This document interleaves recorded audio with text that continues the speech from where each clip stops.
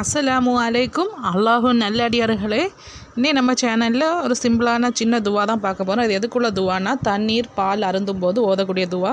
எப்பொழுதும் நம்ம உணவை வாயில் வைக்க முன்னாடி பிஸ்மி சொல்லி தான் சாப்பிடணும். அப்போ அதுக்கான துவா இருக்குது, அது என்னன்னு உள்ளதை பார்ப்போம்.